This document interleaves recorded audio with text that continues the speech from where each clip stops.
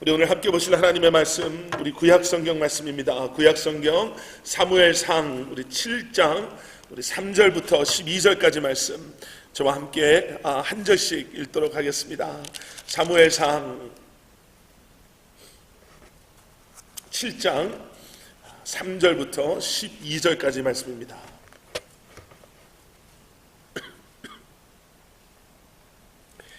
사무엘이 이스라엘 온 족속에게 말하되 이르되 만일 너희가 전심으로 여호와께 돌아오려거든 이방신들과 아스타롯을 너희 중에서 제거하고 너희 마음을 여호와께로 향하여 그만을 섬기라. 그리하면 너희를 블레셋 사람의 손에서 건져내시리라. 이에 이스라엘 자손이 바알들과 아스타롯을 제거하고 여호와만 섬기니라. 사무엘이 이르되 온 이스라엘은 미스바로 모이라. 내가 너희를 위하여 여호와께 기도하리라 하매 그들이 미스바에 모여 물을 길어 여호와 앞에 붓고 그날 종일 금식하고 거기에서 이르되 우리가 여호와께 범죄하였나이다 하니라. 사무엘이 미스바에서 이스라엘 자손을 다스리니라. 이스라엘 자손이 미스바에 모였다 함을 블레셋 사람들이 듣고 그들의 방백들이 이스라엘을 치러 올라온지라. 이스라엘 자손들이 듣고 블레셋 사람들을 두려워하여 자손이 사무엘에게 이르되 당신은 우리를 위하여 우리 하나님 여호와께 쉬지 말고 부르짖어 우리를 블레셋 사람들의 손에서 구하시게 하소서 하니 사무엘이 전 먹는 어린 양 하나를 가져다가 온전한 번제를 여호와께 드리고 이스라엘을 위하여 여호와께 부르짖음에 여호와께서 응답하셨더라. 블레셋 사람이 이스라엘과 싸우려고 가까이 오매 그날에 여호와께서 블레셋 사람에게 큰 우레를 말하여 그들을 어지럽게 하시니 그들이 이스라엘 앞에 패한지라. 이스라엘 사람들이 미스바에서 나가서 블레셋 사람들을 추격하여 뱃갈 아래에 이르기까지 쳤더라. 사무엘이 돌을 취하여 미스바와 센 사이에 세워 이르되 여호와께서 여기까지 우리를 도우셨다 하고 그 이름을 에벤에셀이라 하니라. 아멘. 아멘. 성경을 읽다 보면요, 정말 놀라운, 정말 우리가 어떻게 설명할 수도 없는 정말 그러한 놀라운 또 가슴 떨리게 하는 그러한 장면들, 그러한 사건들이 있습니다. 오늘 보신 말씀도 그 중에 하나라고 할 수 있겠죠. 이스라엘 백성들이 사무엘 선지자가 너희가 정말 전심으로 온 마음 다해서 너희들이 여호와께로 돌아오기를 원하느냐, 정말 그것이 너희가 원하는 것이냐, 너희가 정말 다시 한번 하나님의 백성됨을 기억하고 회복하고 하나님 앞에 나와서 하나님의 백성됨을 너희들이 회복하기를 원하느냐라고 물어봤을 때 이스라엘 백성들이요, 그것을 원합니다 라고 고백을 하는 거예요. 너희가 지금까지 섬겼던, 너희가 지금까지 옆에 두고 있었던 이방신들과 아스타롯, 그 모든 것을 제거하고 너희의 마음을 여호와께로만 향하고 여호와만 섬겨라 그랬을 때 이스라엘 온 백성들이요, 그렇게 여호와만 섬겼습니다 이렇게 나와요.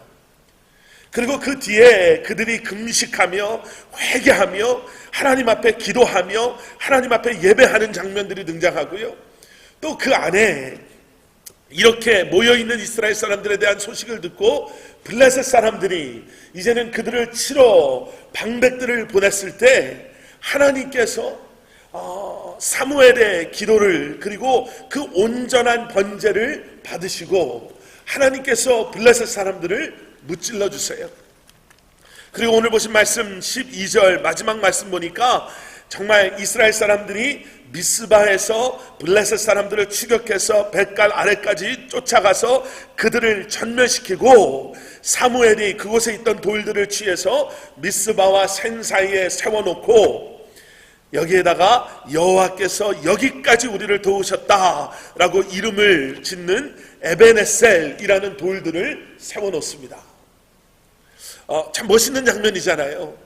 이 안에는 정말 하나님이 받으시는 예배의 모습도 들어있고요, 진정으로 회개하는 하나님의 백성들의 모습도 들어있고요, 하나님께서 그들의 기도를 들어 응답하셔서 정말 초인간적인, 그쵸, 슈퍼내추럴한 그러한 방법으로 하나님의 백성들을 치려고 하던 자들을 무찔러 주시는 장면도 있고요, 그 안에는 그러한 하나님의 은혜를 기억하고자 에베네셀의 돌들을 세우면서 하나님께서 우리를 여기까지 도와주셨습니다 라고 제단 아닌 제단을, 기념비 아닌 기념비를 세우는 그러한 장면도 오늘 말씀 안에 들어 있습니다.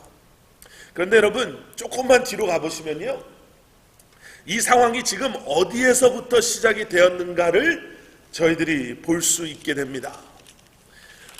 많이도 안 가도 돼요. 한 사무엘상 한 4장, 3장까지만 돌아가 보셔도요, 우리가 너무나도 잘 아는 그러한 사건들이 있습니다. 이스라엘 백성들이요, 가나안 땅에 들어와서 이제 가나안 땅을 차지하고 그곳에서 정착하며 살기 시작하면서 그곳에 있었던 시간들이 점점 길어지고, 하나님께서 몰아내라고 했던 그 이방 사람들을 다 몰아내지 못해서 그들이 그곳에 있던 사람들과 어울려 살면서 그들의, 이스라엘 백성들의 하나님을 향한 그 마음들이 점점 무뎌지기 시작합니다. 그런 것들을 너무나 잘 보여주는, 신랄하게 보여주는 사건이 무엇이냐면요, 하나님의 언약궤를 사무엘상 이 앞부분에서 오늘 6장까지의 말씀을 쭉, 이 언약궤가 어디서 어디로 옮겨 다녔나를 보시면은 그게 좀 보이기 시작하세요. 하나님의 언약궤가요, 실로에서 다른 이방신들, 그 우상들 사이에 같은 취급 받으면서 그 우방신들, 그 우상들의 그 사이에 놓여 있었습니다. 예배를 드린다고 예배를 드렸지만 그 예배는 이미 형식적인 예배 그 이상도 아니요, 그 이상 그 이하도 아니었고요, 그럴듯하게 지금까지 그들의 조상들이 해오는 대로 제사를 지내고 그리고 율법대로 어떻게 산다라고 이야기하면서도 가나안 땅에서의 그들의 모습은 전혀 하나님이 원하시는 그러한 모습이 아니었습니다. 근데 그러다가요, 이스라엘 백성들이 블레셋과 전쟁을 하죠. 블레셋과 전쟁에 나가서 그 첫 번째 전쟁에서 아주 크게 패합니다. 4,000명의 이스라엘 남자들이 그 전쟁에서 목숨을 잃고 돌아와요. 돌아온 이스라엘 그 지도자들이 어떻게 우리가 졌는가, 어떻게 하면 우리가 이길 수 있는가라는 것을 고민하다가, 누군가에 의해서 예전에는 하나님의 언약궤를 가지고 전쟁터에 나가면 하나님께서 함께하여 주셔서 하나님께서 그들에게 승리를 주셨다, 내가 그것을 들은 적이 있습니다 라고 이야기했더니, 그들이 두 번째 블레셋과의 전쟁에는 하나님의 언약궤를 가지고 나가요. 그런데 그런 그들의 마음에는 하나님의 함께하심을 향한, 하나님과 함께함에 대한 마음이 있었던 것이 아니라 정말 미신적인, 우리로 말하면 정말 부적 하나 붙이고 나가는 그것조차도 아닌, 정말 이것만 가지고 있으면, 이것 때문에 우리가 이것만 붙잡고 있으면 분명히 이길 거다라는 너무너무 어리석고 너무너무 악한 마음이 그들 안에 있었죠. 첫 번째 전쟁에는 크게 패해서 4,000명이 죽었는데, 두 번째 전쟁에서는요, 이거는 대패, 참패, 4,000명이 아니라 3만 명의 이스라엘 남자들이 목숨을 잃습니다.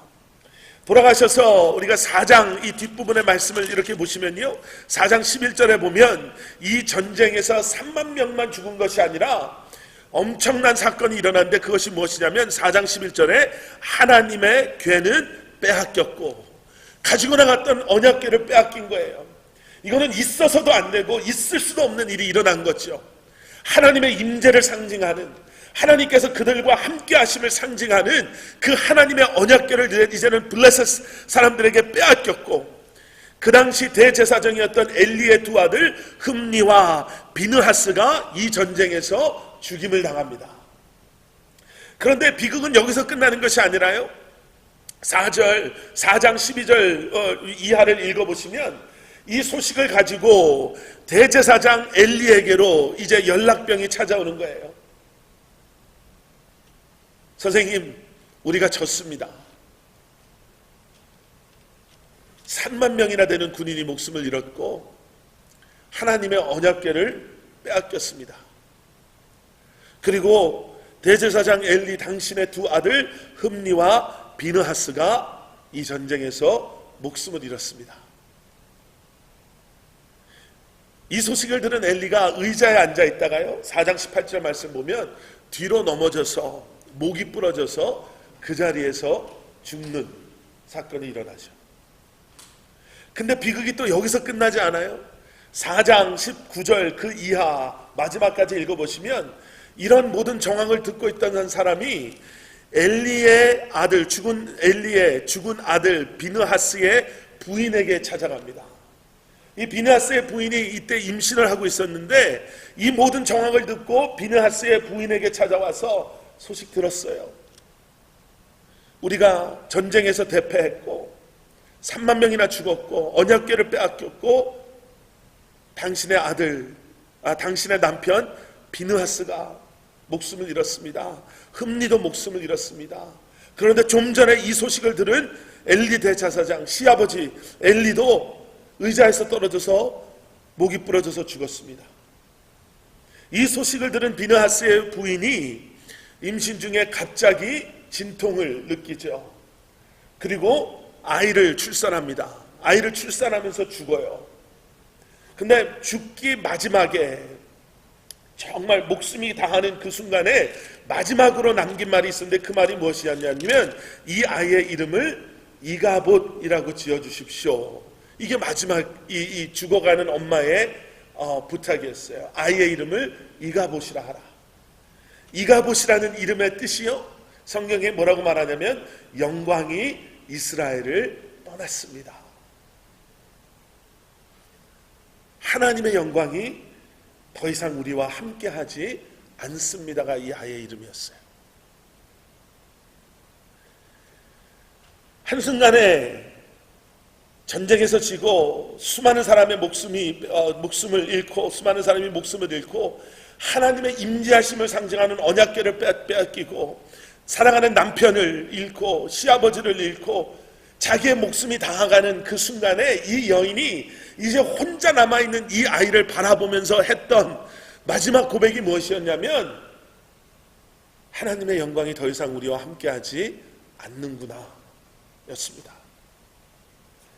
그 고백 안에는 그런 고백이 담겨져 있는 거죠. 하나님이 더 이상 우리와 함께하지 않으시는구나.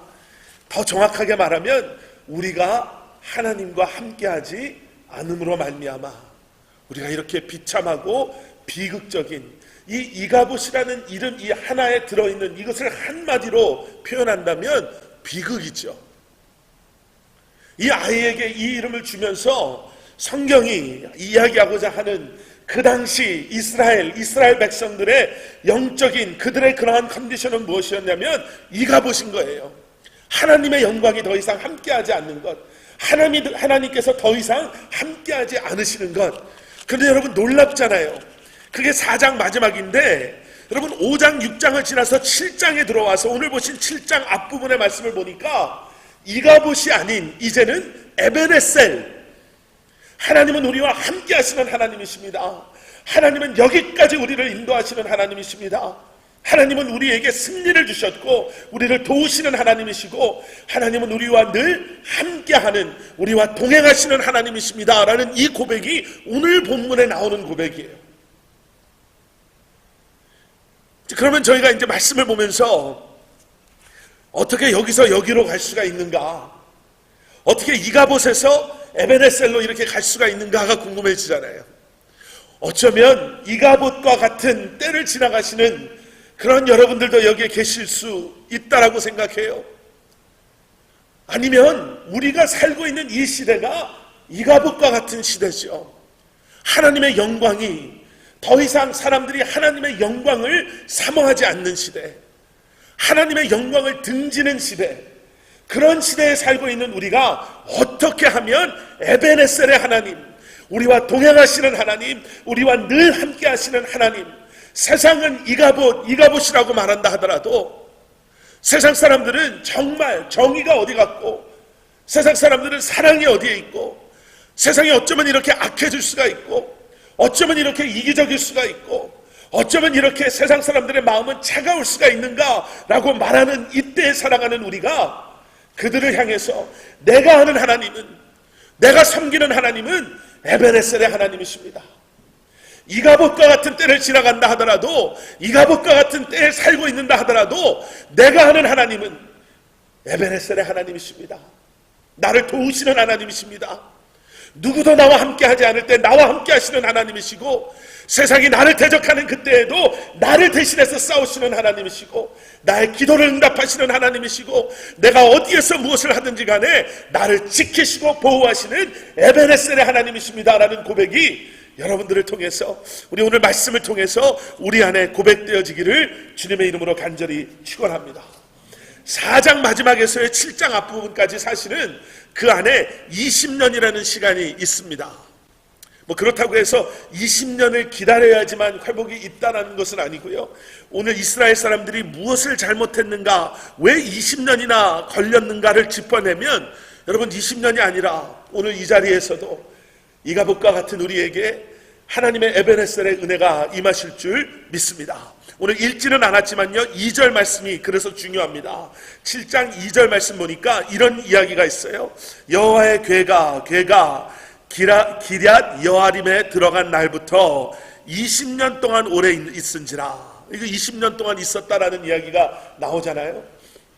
여러분 5장 6절은 아까도 말씀드린 것처럼 하나님의 언약의 궤를 두 번째 블레셋과의 전쟁에서 빼앗기고 난 후에 하나님의 언약궤가 어떻게 이스라엘에게 돌아왔는가에 대한 그러한 설명이 등장합니다.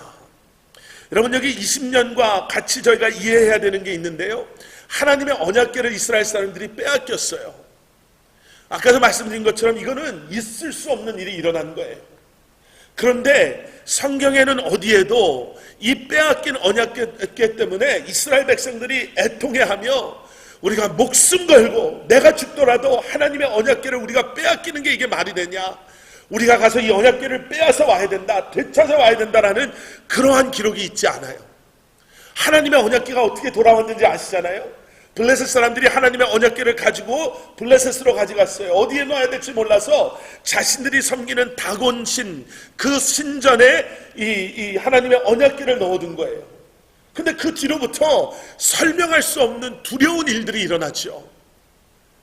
자기들이 섬기는 다곤 신상이 넘어져 있고, 목이 잘라져 나가고, 손목 발목이 잘라져 나가고, 블레셋에 살고 있는 사람들이 이제는 병에 걸리고 그 질병에 고통받는 일들이 일어나기 시작합니다.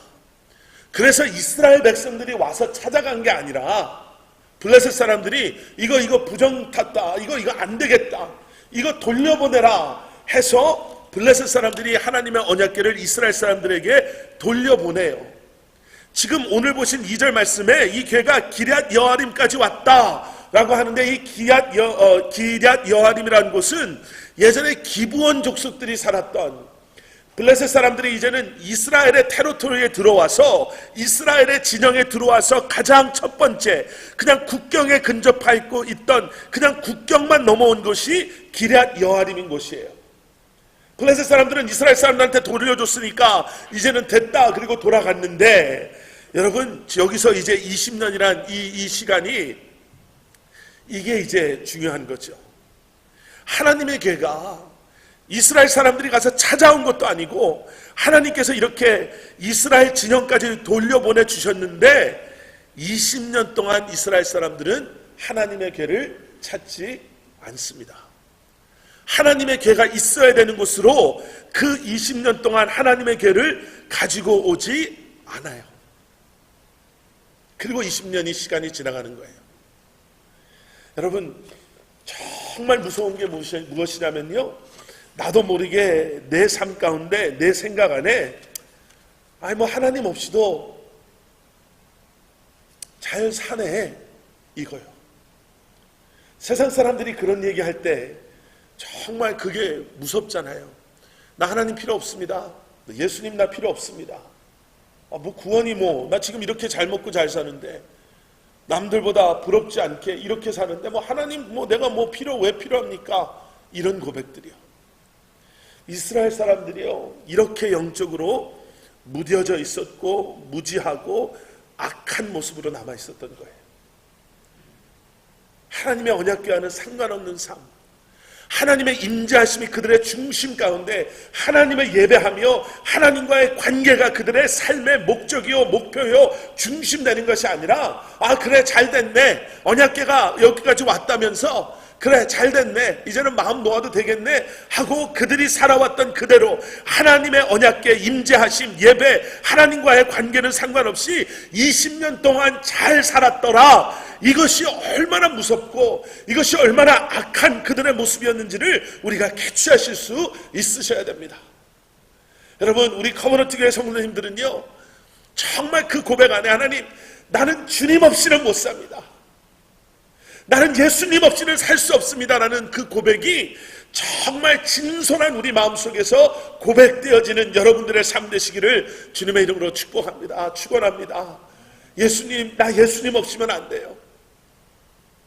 내게 건강이 있으면 뭐합니까? 물질이 있으면 뭐합니까? 내가 내 생각대로 그냥 편하게 살면 뭐합니까? 내가 예수님 없는데, 내가 예수님 없이 살아가기를 원하지 않습니다라는 그 고백이 우리 안에 고백되어질 줄 믿습니다. 그런데요, 2절 뒷부분에 보니까 그랬었는데, 20년 동안 오래 있었는데 그 뒤에 무슨 얘기가 나오냐면요, 이스라엘 온 족속이 여호와를 사모했다라는 말씀이 나와요. 여러분, 이 사모했다라는 이 번역이 좀 잘못된 번역인데요, 그래서 앞에 20년 동안 이것을 우리가 그냥 쉽게 넘어가는데, 20년 동안 이스라엘 사람들이 여호와를 사모하면서 살았구나, 이렇게 저희가 이해하게 되는데요, 여러분, 여기 나오는 사모했다라는 이 단어가 헬라어로 저희가 그 원어대로 번역을 하면 그 뜻이 무엇이냐면, 사모하다, 사랑하다가 아니라 슬퍼했다, 신음했다, 울부짖었다가 더 정확한 번역이에요. 그래서 우리 한국 성경들도 어떤 성경들 보면은 이 여호와를 사모하였다를 뭐라고 번역을 하냐면, 슬퍼하며 여호와를 찾았다, 이렇게 번역을 하는 성경도 있고요, 여호와께 마음을 돌렸다, 이렇게 번역하는 성경도 있어요. 그러니까 지금 이 2절에서 나오는 말씀이 뭐냐면, 20년 동안 하나님의 언약궤가 돌아왔음에도 불구하고 그저 언약궤와는 상관없는, 하나님과 상관없는 그러한 삶을 살았던 그들 마음속에 이러한 그들의 모습을 보면서 애통해하고 슬퍼하는 마음이 생기기 시작했다는 거예요. 여러분, 때로는 우리 마음에도 우리 삶에도 그런 마음이 들 때가 있잖아요. 이게 아닌데 참 괜찮은 것 같고 그냥 그래 이대로 이렇게 사는 것도 이런 마음이 있다가도 어느 날 갑자기 내 마음에 주시는 그러한 애통해하는 마음이 있어요. 내가 예전에는 안 이랬었는데, 내가 정말 예전에는 그 기도의 자리, 예배의 자리, 내가 다른 것 때문에가 아니라 그 자리에서 나를 기다려주시던, 그 자리에서 나를 만져주시고 나에게 말씀해 주시던 그 주님의 음성을 사모하는 마음, 그 주님의 임재하심을 사모하는 마음으로 내가 정말 힘들고 어려워도 내가 새벽 아침을 깨우고 내가 말씀 묵상할 때마다 짧은 시간이지만 그 말씀에 집중하며 그 말씀을 통해서 내게 말씀해 주시는 그런 하나님의 음성에 귀 기울이며 내가 정말 주님께로 내 마음을 돌리며 슬프며 애태워하며 주님을 찾으며 내가 주님을 사모하는 마음이 내 안에 있었는데, 여러분, 그 마음이요, 여러분, 성령님께서 우리에게 그러한 때를 주세요. 그러한 순간을 주세요. 오늘 일부 예배 때도 그런 말씀 드렸거든요. 여러분, 그래서 우리가 말씀 묵상할 때 그냥 말씀 묵상하고 읽고 그냥 끝나는 것이 아니라 정말 그 말씀에 집중하며 그 순간만큼이라도 하나님께서 지금 이 말씀을 통해서 나에게 무엇을 알려주시려고 하는가, 나의 어떠한 부분을 딜하려고 하시는가, 내가 잊고 있었던 어느 부분을 들춰내시려고 하는가, 내가 삶의 분주함 속에서 듣지 못했던 주님의 음성은 과연 무엇일까? 내가 정말 힘들어도 내가 토요일 하루만큼은 내가 새벽을 깨우며 기도하며 내가 그 자리에서 정말 주님께서 내게 주시는 그 말씀이 무엇인지, 내가 예배의 자리, 내가 정말 일을 시작하면서 기도하는 그 순간만큼이라도, 하루를 마감하며 우리 아이들과 기도하는 그 순간이라도, 내가 그 짧은 시간이라도 그저 내가 쏟아붓는 기도로 끝나는 것이 아니라 이 시간을 내게 허락하여 주시는 주님께서 과연 나에게 어떠한 음성으로 어떠한 마음으로 자고 있는 나의 영혼을 깨우고 계시는가. 여러분, 오늘 보신 7장의 이 놀라운 사건은 어디서 시작됐냐면요, 20년 동안 기럇 여암에 들어와 있었던 언약궤를 잊어버리고 있었지만 여호와를 사모하는 그 마음, 다시 한번 성령님께서 그들에게 주셨던 그 슬퍼하며 애통해하는 그 마음, 이게 아니었구나, 이게 아니구나, 나의 공허함을 이것이 채워줄 수가 없구나. 이것이 나에게 세상의 것이 나에게 아무런 도움이 안 되는구나. 내가 주님이 필요하는구나 라고 깨닫는 그 순간 오늘 보신 말씀이 시작되는 거예요. 사무엘이 이스라엘 족속에게 정말 전심으로 여러분들이 여호와께로 돌아오기를 원하십니까? 라는 질문이 그때 던져졌을 때 여러분, 이스라엘이 반응하죠. 나의 모든 걸 내려놓고 내가 온 맘 다해 내가 온전함으로 여호와만을 섬기겠습니다. 그리고 그 자리에 회개가 있고요, 그 자리에 예배가 있고요, 그 자리에서 주님을 향한 그들의 마음이 주님 앞에 올려드려진 것을 저희들이 보게 됩니다. 여러분, 회복의 완전함은요, 예배의 회복 안에 있습니다. 예배의 회복이 회복의 완전함이에요. 오늘 보신 말씀에 등장하는 것이 예배가 이제 다시 한번 이스라엘 백성 안에서 살아나는 그 모습을 우리가 다시 한번 오늘 말씀을 통해서 보게 됩니다. 그리고 나서 여러분, 블레셋과의 전쟁은요, 이건 이긴 전쟁이죠. 이길 수밖에 없는 전쟁이죠. 하나님의 영광이 그들 안에 회복되어졌는데요, 하나님의 임재하심이 이제는 그들을 꽉 붙잡고 계시는데요, 그리고 나서 에베네셀에 대한 짧지만 너무너무 파워풀한 그런 메시지를 보게 됩니다. 시간이 너무 많이 가서 제가 이렇게 일부 예배 때는 제가 좀 많이 설명을 드렸는데요, 여러분, 오늘 새벽에 일어나서 오늘 말씀을 다시 보면서 오늘 수양에 떠나는 우리 유스 자녀들, 또 다음 주 우리 어린이 교회 아이들, 또 가지 못하는 우리 아이들도 있지만, 여러분, 제가 우리 조셉하고 여러 가지 이야기를 하면서 그걸 느꼈어요. 참 우리 아이들의 세대가 정말 많이 달라졌구나.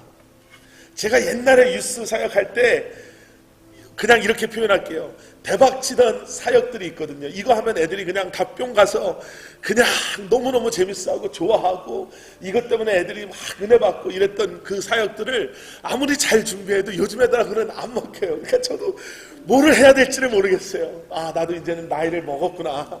얘네들 세대랑 나는 이제 점점 멀어져 가는구나. 근데 애들한테 제가 어저께 수양에 가는 애들하고 만나서 부탁을 했어요. 내가 모르니까 좀 가르쳐달라고. 그런데 오늘 이 말씀을 다시 묵상하면서 여러분, 이런 생각이 들었어요. 우리 아이들이 이가봇 같은 세대에 살고 있어요. 이 아이들이 사는 세상을 바라보면 우리도 마찬가지지만 하나님의 영광을 발견할 수 있는 데가 없어요. 한때는 정말 옛날 얘기지만요, 하나님의 영광을 우리가 볼 수가 있었잖아요. 아주 오래된 얘기지만 음악을 작곡하는 사람도 하나님의 영광을 생각하면서 음악을 작곡하고, 그림을 그렸던 사람들도 그런 하나님을 생각하며 그림을 그렸고요. 하다못해 우리나라 옛날 모습도 봐도 매일 아침 울리는 종탑 속에서 교회를 가거나 안 가거나, 교회가 지금 저 종을 울리는구나. 세상 사람들이 시끄러워 잠도 못 자게, 저 교회 다니는 사람은 벌써부터 기도하러 간다고 저렇게 난리를 치내라고 하면서도 기도하는 사람들에 대한 그 발걸음, 그 종소리를 듣고 또 그러한 문화들이 있었잖아요. 여러분, 요즘 아이들은요, 하나님의 영광을 어디서 발견해야 될지, 어디서 봐야 될지를 모르는 거예요. 저와 제 아내 에스더도 그래도 좀 2세, 1.5세 이래가면서 아이들하고 대화도 되고 아이들의 학교 생활도 많이 이해한다고 생각했는데 아니더라고요. 저희가 학교 다녔을 때랑은 완전히 다른 학교 생활을 얘네들이 하고 있는 거예요. 오히려 우리가 안다고 얘기를 하니까 더 그 안에서 애들은 힘들어하고. 근데 오늘 이 말씀을 이렇게 마무리하면서 저도 오늘 이 말씀을 마지막 준비하면서 그런 마음이 드는 거예요. 이가봇 같은 이 세대를 사랑하는 우리 아이들에게 우리가 해줄 수 있는 게 있어요. 우리의 삶을 통해서 우리가 흔적을 남겨야 돼요. 어떤 흔적이요? 에베네셀 흔적을 남겨줘야 돼요.